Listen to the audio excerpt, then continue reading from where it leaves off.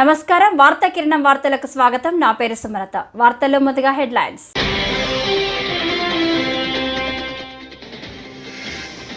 హరే కృష్ణ గోకుల క్షేత్రాన్ని సందర్శించిన చంద్రబాబు. మంచి చేసే వారికి ఏపీ అడ్రస్ కావాలి చంద్రబాబు.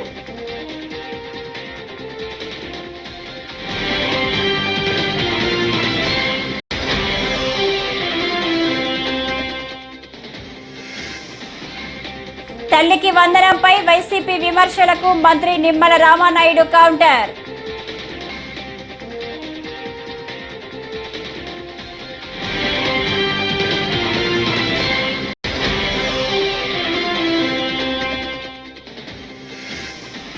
రాజ్ తరుణ్ లావణ్య వ్యవహారంలో మరో ట్విస్ట్.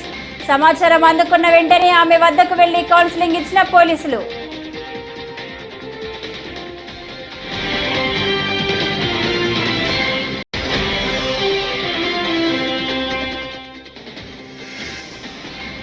ప్రజా సంక్షేమాన్ని పట్టించుకోకుండా ప్రత్యర్థి వైఎస్ఆర్సీపీ శ్రేణులపై దాడులే లక్ష్యం. మాజీ మంత్రి అంబటి రాంబాబు ధ్వజం.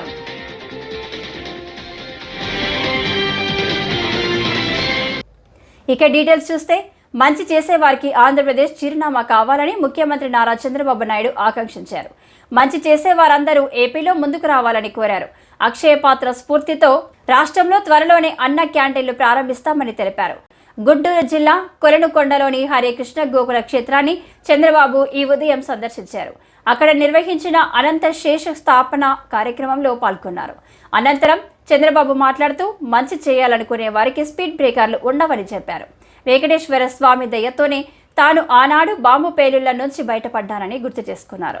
సేవలు అందించే అవకాశం కోసమే తనకు తిరిగి ప్రాణభిక్ష పెట్టారని పేర్కొన్నారు. పేదరికం లేని సమాజ నిర్మాణమే అందరి నినాదం కావాలని పిలుపునిచ్చారు. నేను ఎప్పుడు వెంకటేశ్వర స్వామి మా ఇంటి కులదైవం. మా ఇంట్లో నుంచి నేరుగా చూస్తే మంగాపురం సైడు గోపురం అక్కడంతా కూడా 3 నామాలు కనబడుస్తూనే ఉంటాయి. ఇంట్లో నుంచి పైన ఎక్కి చూస్తే తిరుమలలో ఉండే 3 నామాలు ఇంటి దగ్గర నుంచి చూసే అవకాశం వస్తుంది. నేను నమ్మిన దేవుడు, నమ్ముతున్న దేవుడు, నేను ప్రార్థించే దేవుడు వెంకటేశ్వర స్వామి అని చెప్పి కూడా నేను మీకు తెలియజేస్తున్నా. ప్రతిరోజు ఒక 2 నిమిషాలే నేను ఒకటే కోరుకుంటాను. దండం పెట్టుకొని 1 నిమిషం ప్రార్థన చేసి, ఇప్పుడు ఒకసారి చూస్తే నాకు ప్రాణ భిక్ష పెట్టింది కూడా వెంకటేశ్వర స్వామి. అదొక మిస్టరీ కూడా.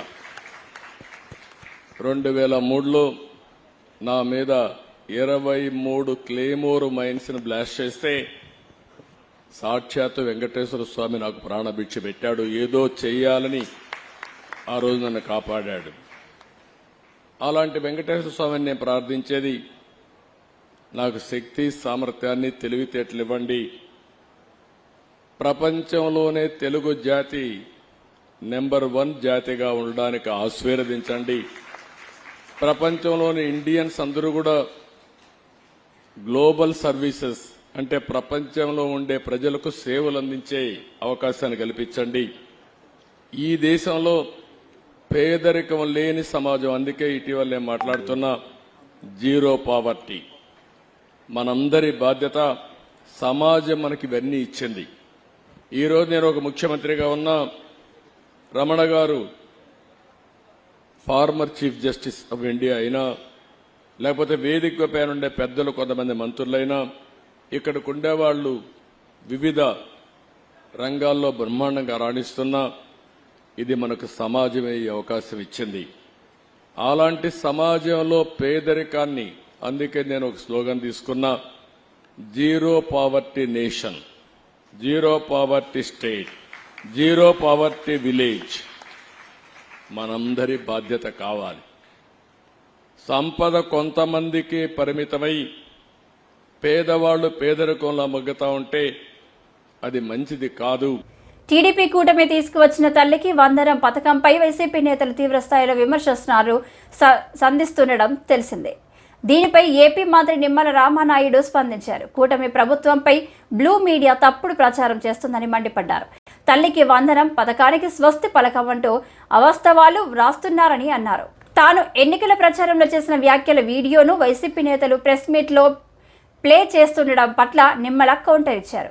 2019 ఎన్నికల సమయంలో వైఎస్ భారతి కూడా అమ్మ ఒడిపై ఇదే రీతిలో ప్రచారం చేస్తున్న వీడియోను నిమ్మల తన ప్రెస్ మీట్లో ప్లే చేశారు. వందనం మీద ఇంకా మేము ఎటువంటి విధి విధానాలు ఇంకా రూపకల్పన చేసుకోనప్పటికీ, ఎందుకంటే ఇప్పుడు ఏదైతే జగన్మోహన్ రెడ్డి మాట ఇచ్చి మడమ తిప్పి అమ్మఒడి ఒకరికి ఇస్తూ ఉంటే ఎంతమంది పిల్లలకి ఇస్తూ ఉన్నారు, ఆ ఒక్కరికి కూడా ఎంతమందికి ప్రభుత్వం ఎగ్గొట్టింది. మేము ఏదైతే హామీ ఇచ్చినటువంటి ప్రకారం ఇద్దరు ఉంటే ఎంతమందికి, ముగ్గురికి ఇస్తే ఎంతమందికి, ఎంతమంది పిల్లలకి ఇస్తే ఎంత మనం బడ్జెట్లో మరి పెట్టాలి, ఇటువంటి వాటన్నిటినీ కూడా మేము ఇంకా విధి విధానాలు ఇవన్నీ కూడా ఆలోచన చేసి ఈ తల్లికి వందనం ఎప్పటి నుంచి ప్రారంభించాలి అనే దాని మీద ఇంకా మేము ఆలోచన చేస్తూ ఉంటే మరి ఈలోపుగానే తల్లికి వందనం మంగళం పాడినట్లుగా మరి వీళ్ళు విష ప్రచారానికి పూనుకోవడం అంటే చాలా చాలా సిగ్గుచేటు.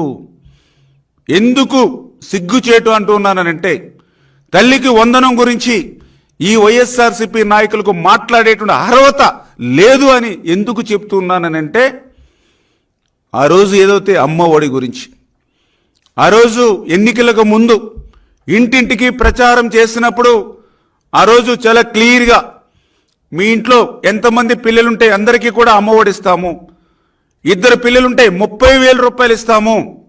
ఆల్రెడీ ఇప్పుడే మీకు ఈ ప్రెస్ మీట్ అయిన నా వీడియో కూడా స్వయంగా ఆ రోజునటువంటి ముఖ్యమంత్రి మరి జగన్మోహన్ రెడ్డి సతీమణి భారతీరెడ్డి గారు ఇంటింటికి వెళ్ళి ఇద్దరు పిల్లలకి 30,000 రూపాయలు ఇస్తామని ఎట్లా ప్రచారం చేశారో ఆ వీడియో కూడా మీకు ఇప్పుడే మరి చూపించడం జరుగుతుంది. దీని తర్వాత ఈ రకంగా మీరు ఇద్దరు పిల్లలుంటే 30,000 రూపాయలు ఇస్తామని ఆ రోజు చెప్పి అధికారంలోకి వచ్చిన తర్వాత మరి మాట తప్పి మడమ తిప్పి ఆ రోజు ఇద్దరికీ మేనమామగా ఉంటానని చెప్పి మరి ఒక్కరికే మీరు మేనమామగా ఉండి ఆ యొక్క పసి పిల్లలను కూడా మరి వాళ్ళ తల్లులను కూడా మోసం చేసినటువంటి చరిత్ర మీది కాదా అని చెప్పి నేను అడుగుతూ ఉన్నా.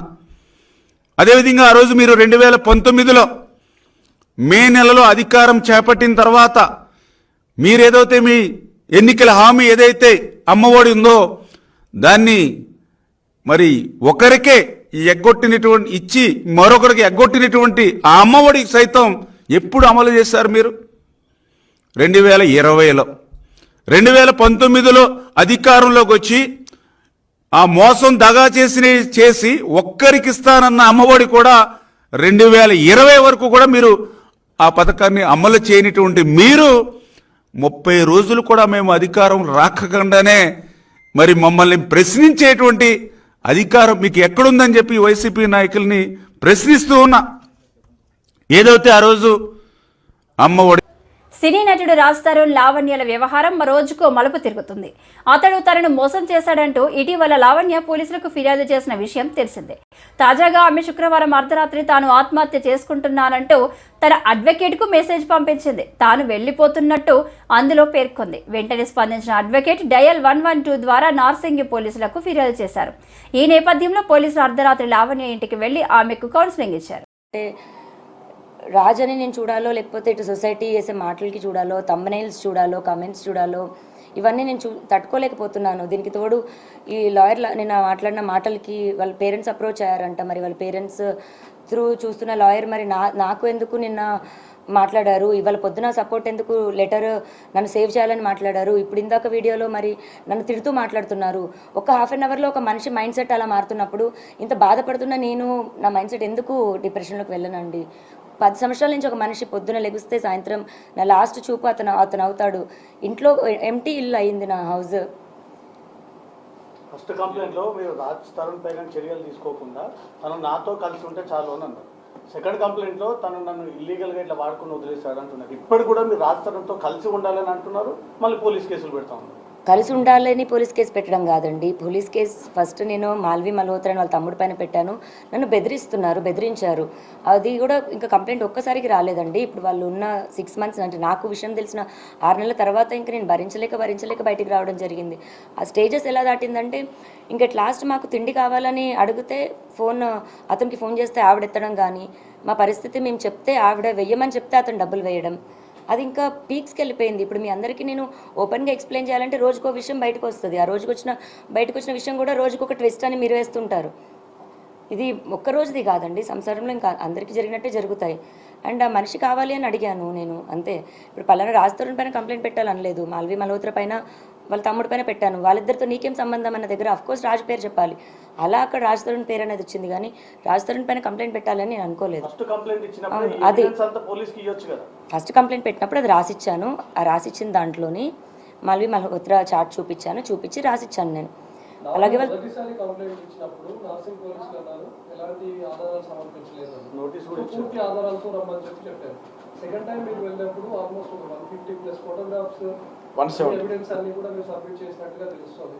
ఇప్పుడు నార్సింగ్ పోలీసులు ఏ విధంగా వ్యవహరిస్తున్నారు? రాజ్ తరుణ్ని కాంటాక్ట్ అవుతున్నామని ఏమైనా చెప్తున్నారా? రాజ్ తరుణ్ పైన కేసెస్ పెట్టామని ఏమైనా చెప్తున్నారా? రాజ్ తరుణ్ని అదుపులోకి తీసుకుంటామని అసలు నార్సింగ్ పోలీసులు ఏం చెప్తున్నారు? నేను ఫస్ట్ కంప్లైంట్ పెట్టినప్పటికీ ఈవినింగ్ 7-8 అయిపోయిందండి. సో నాకు రిసిప్ట్ ఇవ్వడం కానీ అవేమీ జరగలేదు. అఫీషియల్గా నేను రిసిప్ట్ కలెక్ట్ చేసుకున్నాక పోనీ ఎఫ్ఐఆర్ అన్నది దానికో ఎవిడెన్స్లు అన్నది ఇస్తాము. రెండో రోజుకి తెల్లారుజాము నుంచి మీడియాలో ఎలా వచ్చిందో మీ అందరికీ తెలుసు. ఆ డే నాకు బయటికి రావడానికి అంతా కూడా నేను ప్రిపేర్డ్ లేను. ఫస్ట్ నేను మీడియా ముందుకి అంత ప్రెస్ మీట్, ఇప్పుడు ఇంత ప్రెస్ మీట్ వచ్చినప్పుడు కూడా నేను ఎలా వణికాను అన్నది మీ అందరికీ తెలుసు. నేను కెమెరాస్కి అంత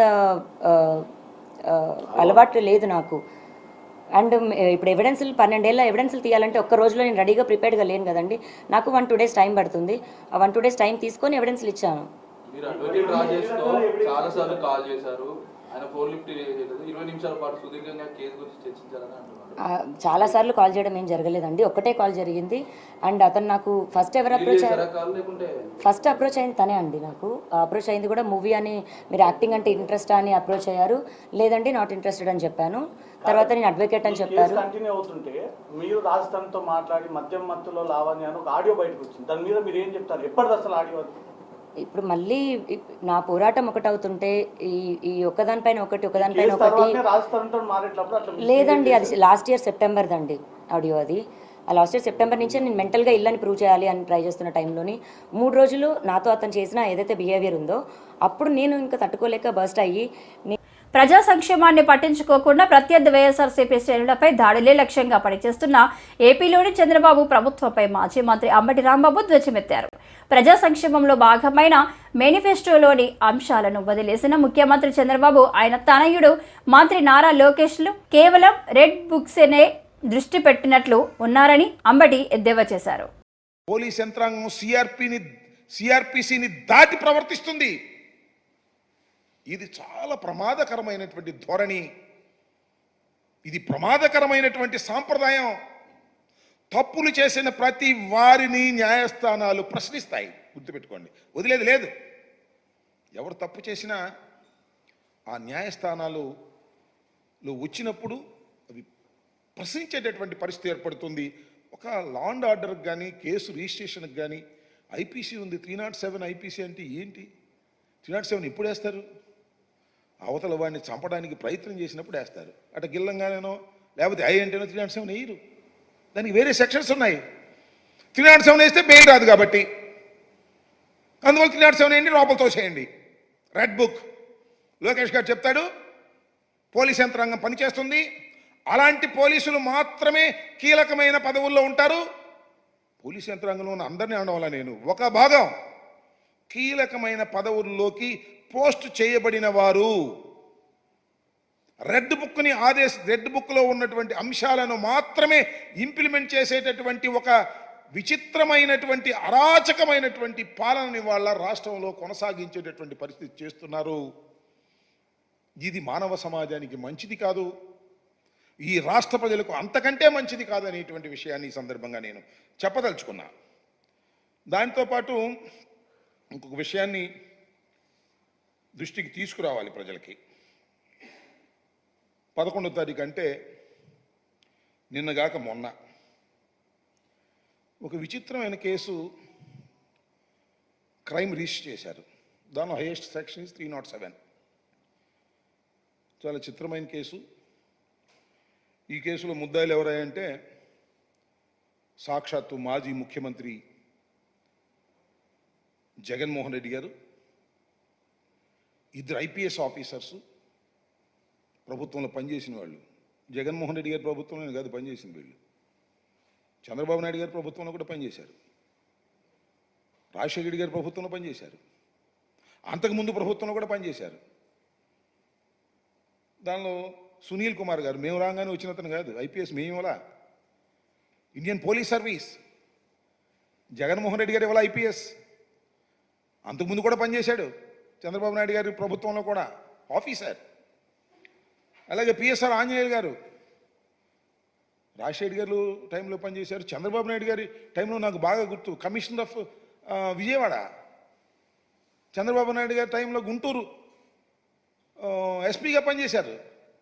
చాలా పేరు ప్రఖ్యాతులు సంపాదించారు. లా అండ్ ఆర్డర్ విషయంలో చాలా గట్టిగా ప్రవర్తించేటటువంటి వ్యక్తి అని ఆ రోజున చంద్రబాబు నాయుడు గారి ప్రభుత్వంలో కూడా కొనియాడబడినటువంటి వ్యక్తి. దాంతోపాటు మరొక పోలీస్ ఆఫీసర్, దాంతోపాటు మన Guntur medical GGH superintendent, then superintendent, ఇప్పుడు రిటైర్డ్ అయ్యారు. తిరుమల శ్రీవారిని తెలంగాణ ఎమ్మెల్యే ప్రకాష్ గౌడ్ దర్శించుకున్నారు. అనంతరం మీడియాతో ఆయన మాట్లాడారు. తన రాజకీయ గురువు ఏపీ సీఎం చంద్రబాబు అని తెలిపారు. చంద్రబాబు మరోసారి ముఖ్యమంత్రి కావడం ఆనందంగా ఉందన్నారు.